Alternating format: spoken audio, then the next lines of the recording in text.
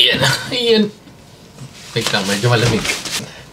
Okay, sorry sa paghahantay. Pero, you know, isa to sa mga nakita natin sa Malaysia. Pero hindi na ako bumili ng sobrang high-end na AIO cooler.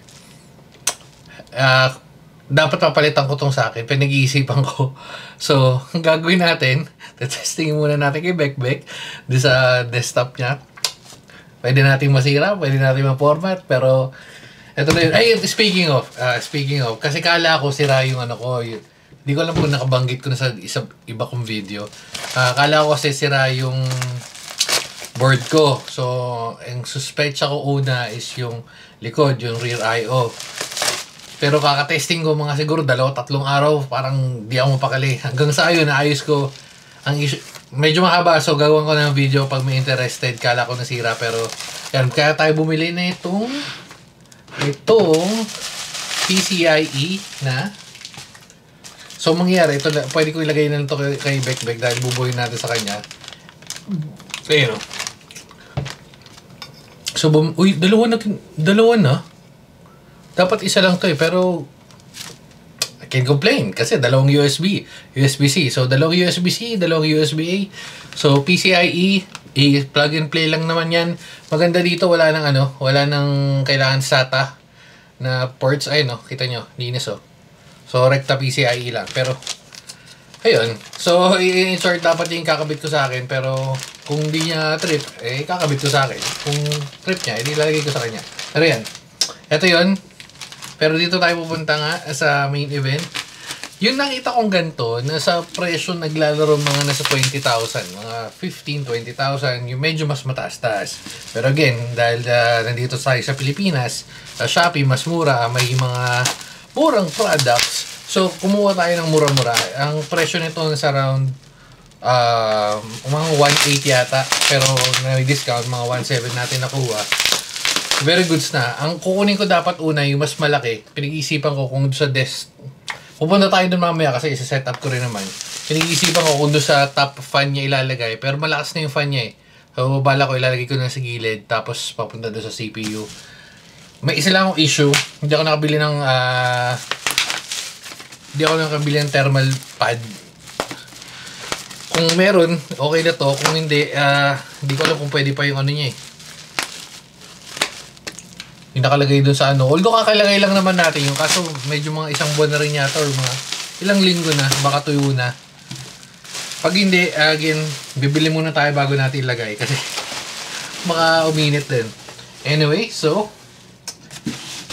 ang daming cover nito ah. Ayan. So bago ko binili, tinanong ko na rin sa reseller. Feeling ko, sakto, sa mga naghahanap ng AIO, sa first time mo magbibuild, halos lahat ng natanungan ko or na-check ko na research natin is almost compatible siya sa AM4, AM5, yung LGA na 1700. So, unless na sobrang luma yung unit mo, di ba? Pero halos lahat siya compatible. Uy, ayos ah.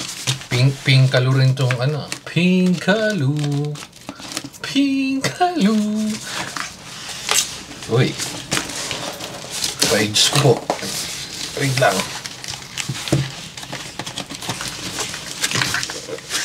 Wait, ang hirap. Hindi natatanggal. Ayan. Okay. So, Sabado naman ngayon. Feeling ko marami akong time just in case matira natin yung desktop niya, maayos natin. Pero plug and play lang naman to. Dapat plug and play lang naman. Oh, ganda na. So maraming salamat sa YGT dahil unang-unang hindi to sponsor, sinasabi ko lang salamat dahil kita nyo buong-buo natin nakuha yung unit. Walang ka-damage. Napakaganda ng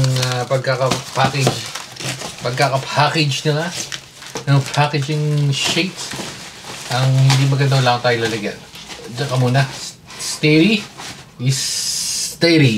Alright. So, okay. Steady na yan. Open na natin to. YJT Deep Frost. pwede naman natin upgrade yung sa mga nasa 8,000, 9,000. Pero feeling ko overkill na yun kasi doon sa pwesto niya, malamig naman, hindi naman ganun kainit. Lagi naman nakabukas yung aircon. So, sinishare ko lang kung bakit ito lang yung kinuha ko, ba't hindi mas malupit. So, yun na yun. Okay, may butas na dito. So, madali na pala itong tanggalin. Open na natin. Ay! Dapat pala na thumbnail ko, no? Hindi, dito na natin thumbnail itong pagbukas. Sino yung gumagapang sa akin? Ay, yes! Yes! Naku. Pahimas ng tiyan. Kala si Margalilit natin! Hello, mga kagay!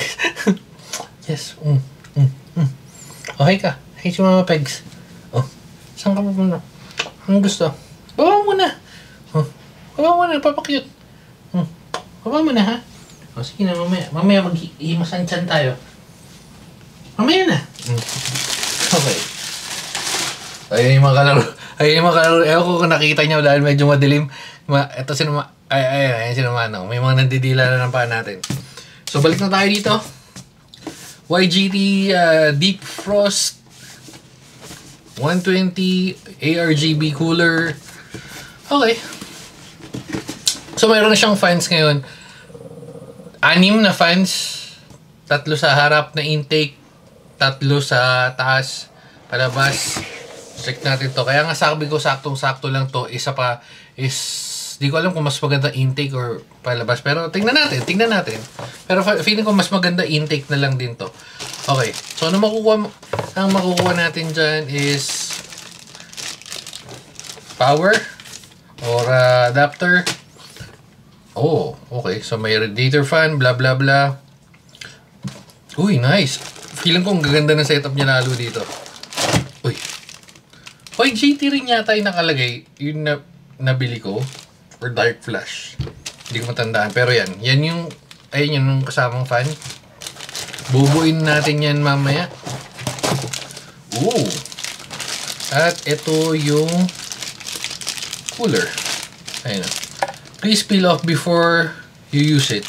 Shit! Ayun na nga ang problema na sinasabi ko. Wala akong thermal paste or pad. May kasama ba to? Ano ba to? Wala, men. Pad ba to? Wala eh. Ay, to. May nakita ko. Ito. Very nice. Uy, nasa na? Very nice. So, meron ng kasama. Hindi ko sure kung okay na tong ito lang or palitan natin na mas maganda ng... Pero feeling ko okay na to. Ayan. Ayan yung bubuin natin. Intel. Okay. So, Intel, hindi yan. Kaya... Uy. Kala malalaglag. So, ayan. Since hindi naman ito yung gagamitin natin, tatabi natin yan dyan. Dito tayo sa AMD. Boom. Nice. Ano?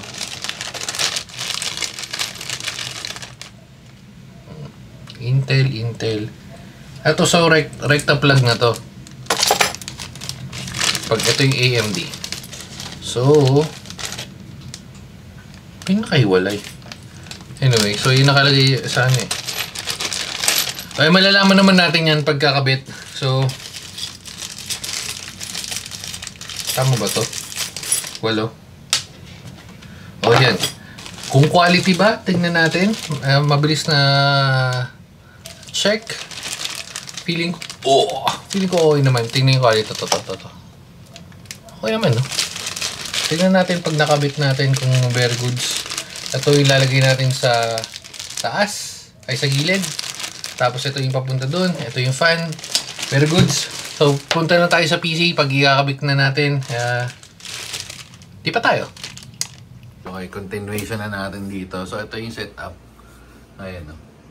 Mura lang kasi bilhin nyo. Parang mga 600 lang to. Papalitan na natin ito. Although, okay naman yung airflow nito. Lakas nga nito. Mas malakas pa ito sa ano ko eh. Sa desktop ko yung mga hangin yun. Pero, palagay na natin para testing natin. Let's do this shit. Hindi na yun yung ano na naman? Ng cartoon sa inyo sa viewpoint. Oh, no. Yung may cartoon, hindi napapalitan. Reklamo ka pa. Okay, so bago tayo magpalit, ayan pa rin nakalagay. CPU temp, ayos sa BIOS, 64. Tingnan natin kung may pag mamaya.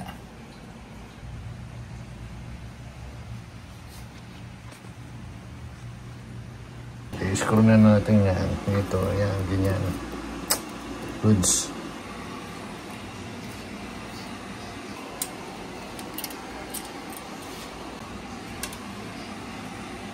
Clean. Nice update. Gold goods. Ayan. That's a 50. Yan naman, yeah, final touch. Lagyan lang natin. Uy. Lagyan lang natin to. Ano itong libre. Pag pangit to, palitan natin. Kawin pa doon. Tanggalin lang natin ito. Yan. Kalimutan, tanggalin to. Let's go. Oops. Baliktad tayong setup kanina pero dapat ganyan yung tsura. Yan, sa ilalim yung screw. Yan.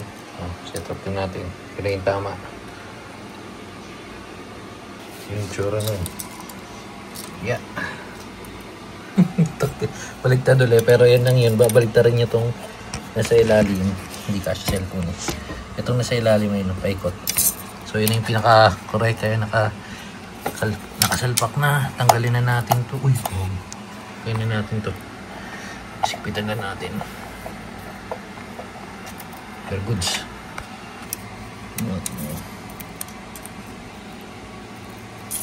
Nice. Okay, so na natin. Ay, saan tusok ako? Ayusin ko na yung cable mamaya. Testing muna natin kung isura. Okay, nilagay na rin natin yan. Very goods. Basta na natin. Okay, so yan. Medyo maluwag lang to kasi kailangan natin ng screw. Pag nakasikip, umaangat eh. So, yan. Pero, gusto natin nakapag-speed test na tayo. All goods naman. Oh, very good so. Oh, so, feeling ko okay na yan. Ayan. Habang nag-load yan, ito yung itsura. Yeah. Oh, cute. Cute na, no? Ito lang talaga sa ilalim. Medyo kailangan nating higpitan ng onte. Pero, other than that, parang siyang gaming PC. Tapos lalaroin mo Sims. Ayan. Palag-palag na. Good sa yung upgrade natin. Meron na extra port. Actually, marami pang ports.